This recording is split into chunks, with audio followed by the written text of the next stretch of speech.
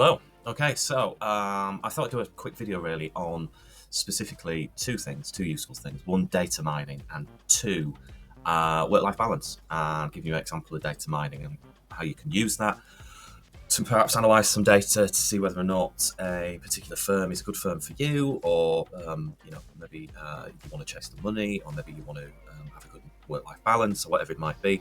So, firstly, data mining. So disclosure exercise, I've talked about top tips recently for disclosure exercises, how to go about that, those kind of things, and that's all well and good. Getting all the documents together, fantastic, but it's actually going to be the analysis as a litigator, as it is in many walks of life, which is going to get you the positive result you need.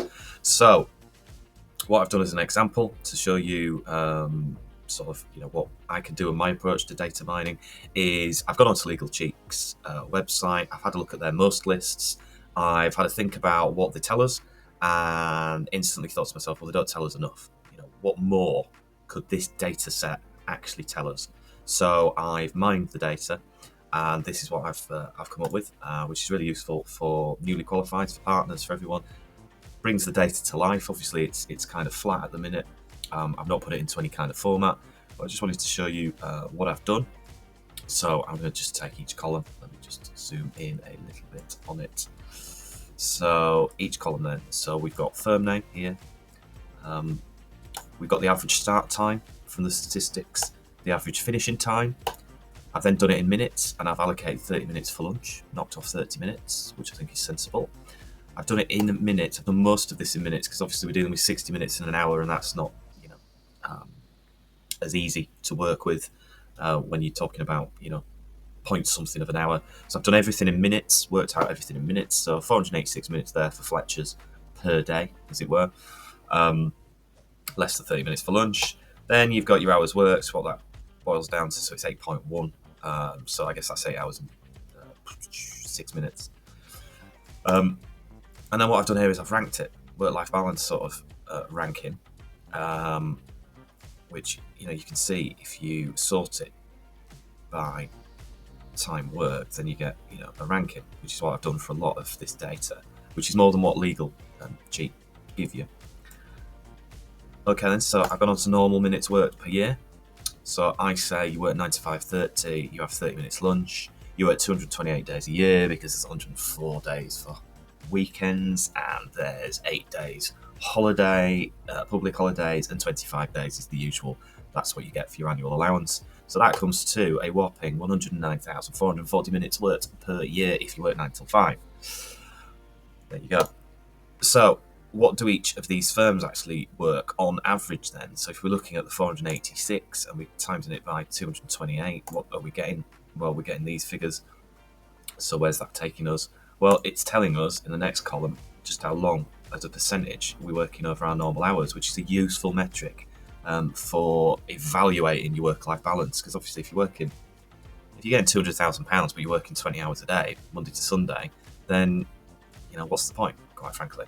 So it's a good metric to understand who are the ones that'll let you go at sort of a decent hour, and who are the ones that expect you to stay all hours.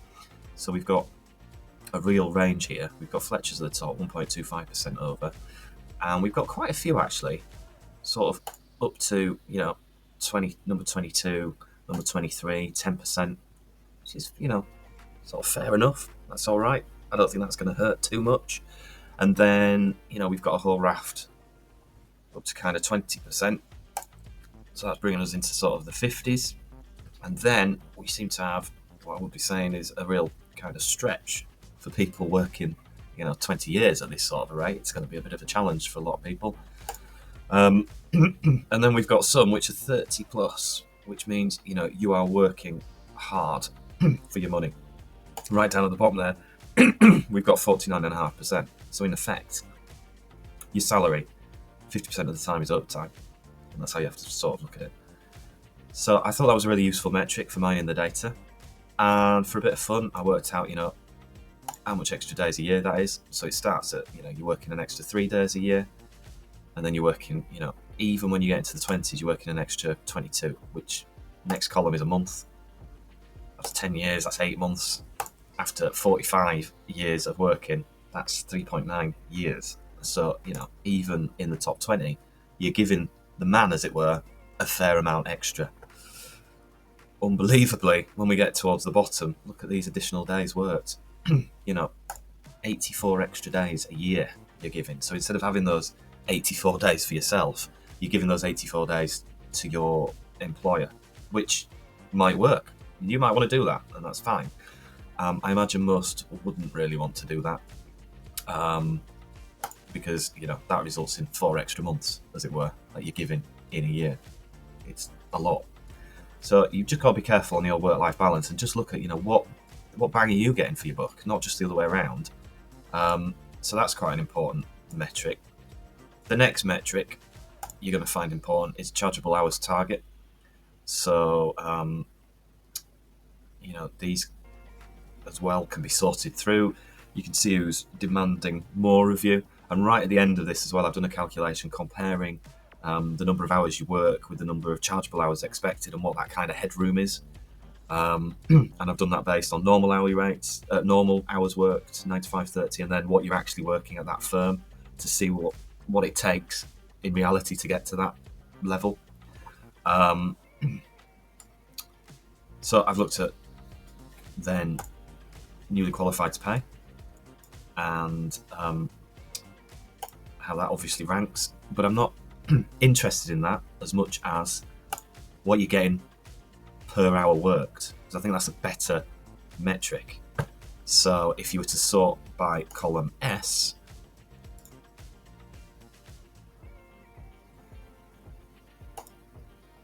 and you were to go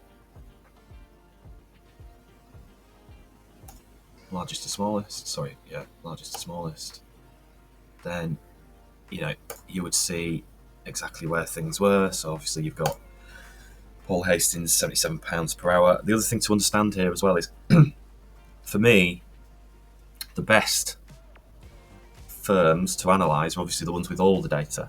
A lot of these firms don't give all their data, so they kind of hold a bit of data back, and you need to be wary of that. Paul Hastings, I think, does give all its data. Obviously, we've got missing values for Aiken here, so albeit the £75 an hour, you wonder what missing data is. It's the same with quite a lot of these top ones. You're getting 70 quid an hour in your pocket for all those hours worked, but what you're actually getting if you scale it back. So if you scale it back and you look at, well, what would you get paid if you're just working 9 to 5, then you begin to get a bit of a better idea of what the ranking is. So in this column, I've looked at, Paul Hastings, NQ pay 173, but if you were to actually, down tools at 530, and the additional 32 grand that you're working for, which is the next column, is really, in reality, it's overtime, then actually the true value of your basic salary is actually 140. And I think that's a really useful metric, because you can see how much really effectively is kind of going into the employer's pocket. So yeah, you can see the different rankings. You can see the additional percentage worked. Now, I've also then included partner pay, average partner pay as well, which you can sort through. And I've ranked that. I've also looked at partner pay per hour worked, and then I've ranked it. But I think probably the better column is this column AB. So let's have a look at Aiken and let's have a look at Hastings here as an example, just in the bottom of the screen. I'll just turn it up a little bit. Sorry if you've not been able to see everything. So you've got Hastings and Aiken there. Now, this figure, for me, tells me it's a progression figure. So, what is the multiplier between what the NQ is getting paid per hour for hours worked and what a partner is getting paid per hour for hours worked? So at Paul Hastings, the multiplier is 23, and at Aiken, the multiplier is 11. So my theory there is that you're going to stand a better chance of getting onto that partner ladder, as it were, if that multiplier is lower. I think that's a fair analysis. You're increasing your chances of doing it. So some of these multipliers are huge. That means, the end of the pin kind of stuff, the pin head, incredibly small. It's very difficult to get to the top of that triangle. So that's a factor to always consider as well. I mean, obviously, if you're in these partnerships, then, well done. You are effectively getting paid these multipliers more than the NQs who are working hard and working a lot of overtime for you. It's a business model, that yields decent profits, of course. Is it right to be in those sorts of multipliers? I mean, that's debatable, but we live in a capitalist economy, so we've got to appreciate that people will do things differently, and perhaps not meddle too much. But that's not to say that you shouldn't have the analysis and have it there as a means of knowing whether or not what you're doing is going to work out for you.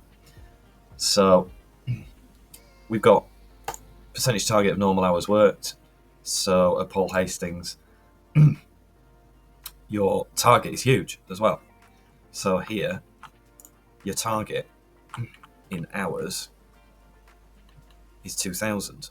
Well, you only work, if you work 9 to 5, 1,800 and odd hours in the year. So already you can see that you're going to have to do overtime to even hit that target at Hastings. So that tells you a lot about what Hastings will expect of you, if this data set is true, of course. Whereas if you take someone else down here, you might see a lower figure. So that's 65. Baker McKenzie.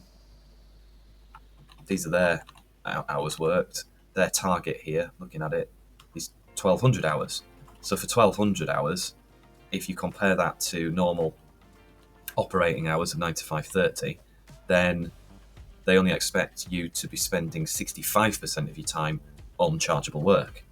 And that's a good metric as well. Okay, so it's all those things which are massively useful in terms of assessing, money, work-life balance, progression, all those sorts of things. So what you might want to do is at the end of the spreadsheet, and I'm going to leave this spreadsheet somewhere available so you can grab it. It should be in the comments. If not, there'll be a link out. It's probably linked in on it. You can add up some of the rankings, and the lowest number, because I've ranked them, best to worst, as it were.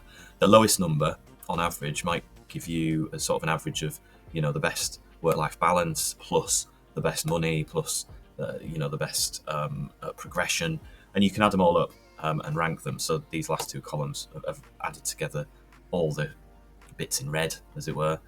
Just as an example, you can knock it out and you can do your own calculations, but you can sort of see here, if you add up all those three metrics, Bristow's come out 85th.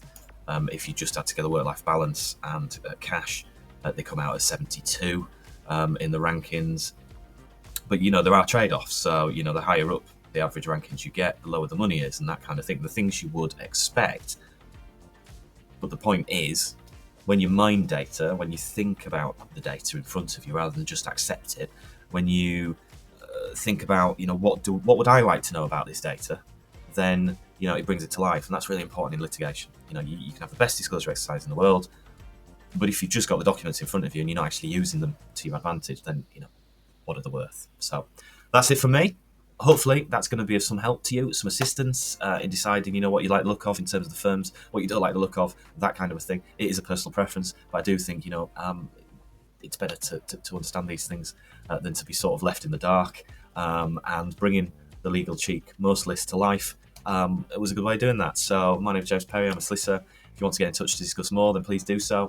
But yeah, I hope you get on well with the data. Okay, cheers. Bye.